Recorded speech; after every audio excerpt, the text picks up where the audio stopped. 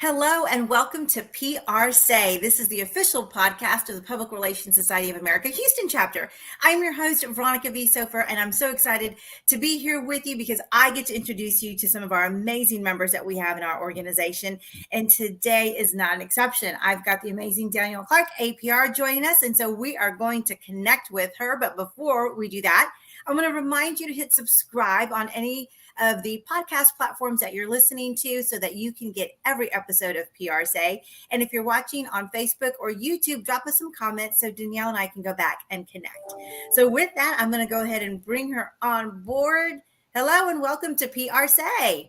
Hi, Veronica. Thanks for having me. I appreciate it. Absolutely. I am so excited because we are in the same space. We're in the education space, and I love hearing about other PR professionals who are doing the same work I'm doing. So tell us a little bit about what you're doing there at Harris County Schools. Sure. So currently I am the Chief Communications Officer for the Harris County Department of Education.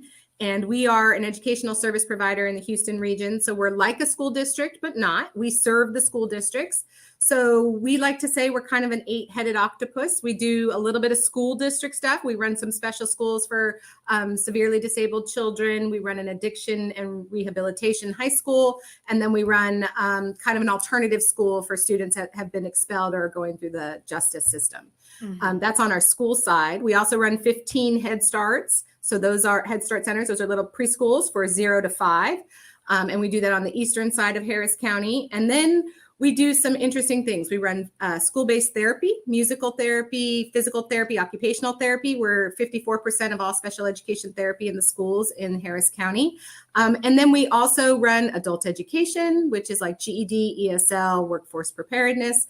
And then we also run after-school programs in the region. Those are kind of our big things. And then we do safe schools, we do teacher certification, and then we have a records management where we store all the records for most of the municipalities in the area. And then we also run a national purchasing co-op. So like I said, we're kind of all over. So all over the place. Yeah, we do all internal and external communications for them. So we do their website, we run social media, we do all the PR, we do all their marketing, we do all of their advertising. We are in charge of brand management, reputation management, crisis, media relations, all the typical PR stuff. I love it. I love it. And you really end up becoming a jack of all trades in the communication space. Absolutely. Right? And and it's so service based. So how did you get into this particular niche? What were you doing before? Were you like in oil and gas? Were you in public service? What were you doing?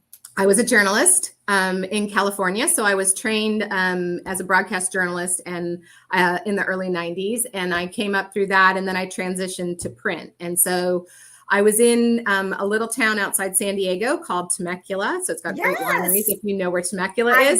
I do know where that is. So I was working at a newspaper in Temecula. It was kind of an arm of a larger San Diego newspaper. And the school board president and I was covering his campaign, and he called me and he said, we want to create this position. And I think you'd be great for it. And would you talk to the superintendent? And I was like, sure. So I did that, and I interviewed and I got the job. And so that was how I got into school PR. That was in 1999.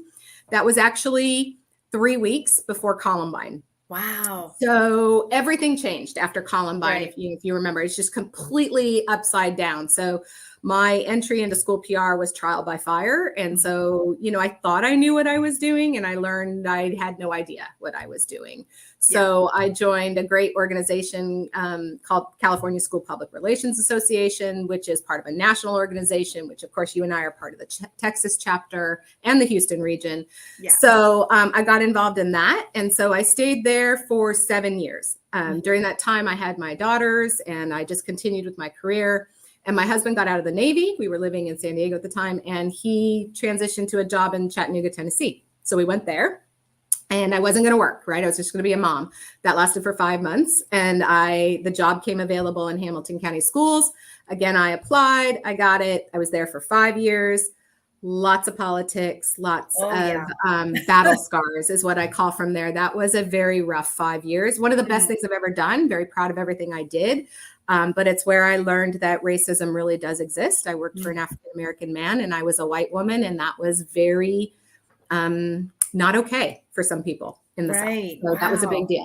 So when my superintendent quit, I said, I'm not going to stay here anymore. I don't like the people coming in. So I went online. There were 2 jobs, one in Fort Collins, one in Austin, Texas. I applied for both.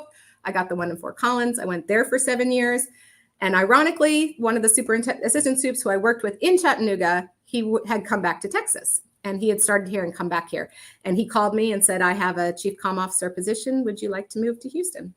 And I said, tell me more. And so then he's like, you are not guaranteed. You're not going to get it. I'm not going to give it to you. You have to earn it. And I was like, okay. So I came down and I interviewed and I got that. And I moved my family here the day before my children started their senior year of high school. Wow. I know, bad mom.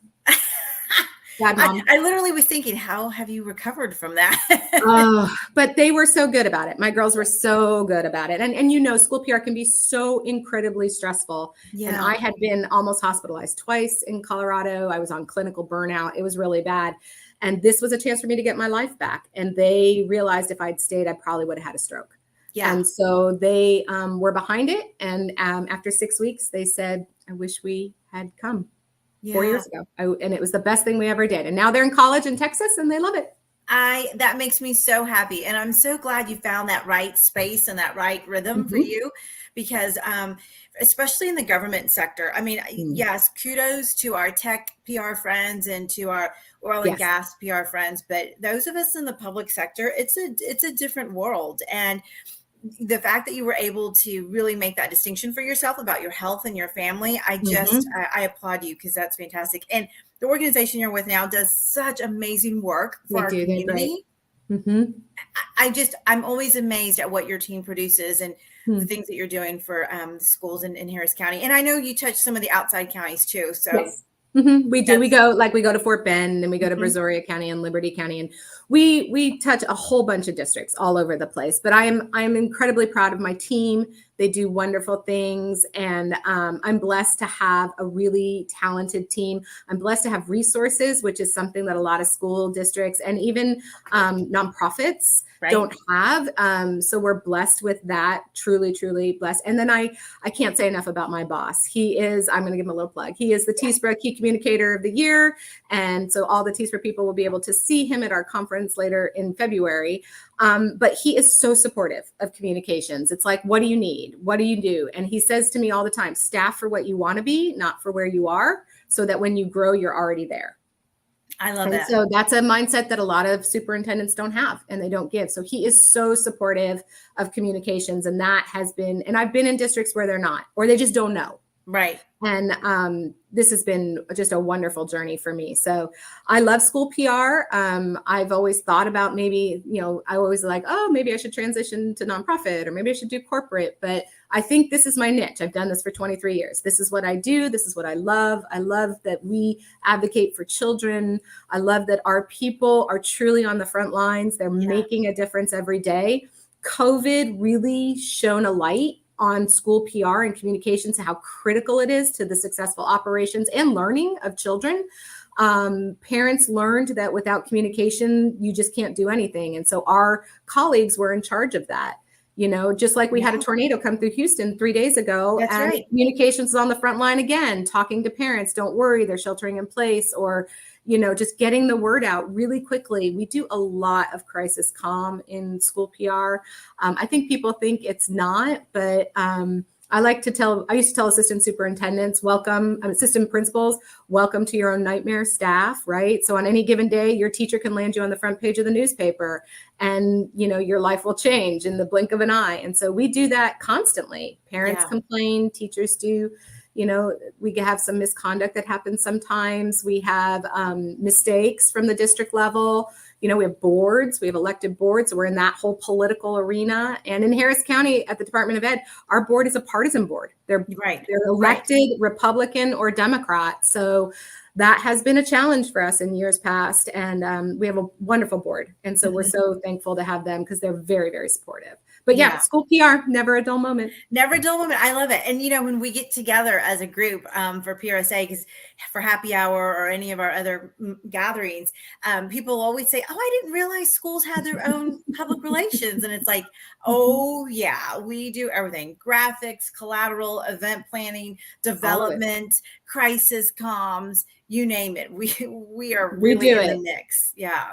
Yeah. And we're, 2 days ago, I was laughing because I said to myself, well, I guess I'm Olivia Pope today. And they're like, right? What's up? I said, I'm the fixer. I'm fixing. Today, I'm the fixer of everything. Right. So I spent, 5 hours fixing an issue with a vendor for, it had absolutely nothing to do with PR other than if it didn't get fixed, it would have harmed the reputation of the organization. Absolutely. And so you do that.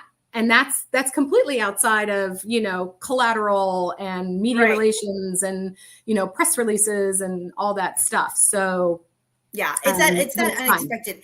And that's what I like to tell people. We're looking 2 or 3 steps ahead because we might see something that's happening today that's going to literally land us with every news station at our front steps wanting an interview. And so when we can circumvent some of the situations that we see coming and at least drive them to the right place or try to get it resolved early, then we are crisis avoiding. That's what we're doing. Yep. And absolutely. That's half the battle sometimes. That's a good day in school PR when you can avoid a crisis and all you have to do is worry about a collateral piece. That's a good day. Oh, yeah. And there was a guy, I think it was Jim Cummings in Arizona. He said like maybe 15, 20 years ago, I manage best that which does not happen on my watch. And so it's the whole, how do you quantify all the things you prevented from happening, right? And that's that firefighter mode that we're in so often. But that makes it fun, right? And communications, we touch every division in the organization. We get to see that bird's eye view. And you get to be strategic, right? That's that strategy you were talking about. We call it looking 5 moves down the board, playing chess, not checkers. So it's exciting. And I try and tell people what I do. And it's like, I don't know. I try and tell my kids, I'm like, I write a really good email. I don't know what to tell you that I do. Yeah. You just have to spend a day with me. Just spend a day with me and you'll figure it out. And then they're like, this is boring. All you do is meetings. And I'm like, yeah, but I'm like preparing, we're going to do this or we're going to do that. And they're like, no. Yeah, no, I'm with you. I'm in the same boat. Danielle, it's been so good visiting and chatting. I love that our fellow Houston chapter PRSA members get to know a little bit more about what it is that we do. And I love your energy and I just appreciate what you're doing for our community. It's so important. And I love following you guys. You guys do a great job. Thank you, Veronica. I really appreciate the opportunity. I always enjoy chatting with you. I learn from you every time I hear you speak. So I'm excited to get more involved in PRSA Houston and to let our colleagues out there know that school PR is not for the faint of heart, but it is sure a lot of fun. That's right. It absolutely is. All right. Well, we'll definitely connect. I'm going to put your LinkedIn information on the show notes so our members can connect with you. Okay. Wonderful. Thank you. Thank you so much.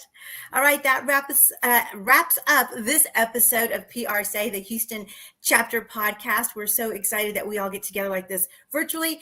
Don't forget to hit subscribe when you are downloading this episode so you can connect with some of the other members and hear some of those great interviews. If you're watching on YouTube or on Facebook, drop us some notes and Danielle and I will definitely go back and connect. I will also put Danielle's contact information and her LinkedIn in the show notes so that next time you're at an event and you see her, you can already be connected. So with that, we'll wrap up this episode and we'll see you next time.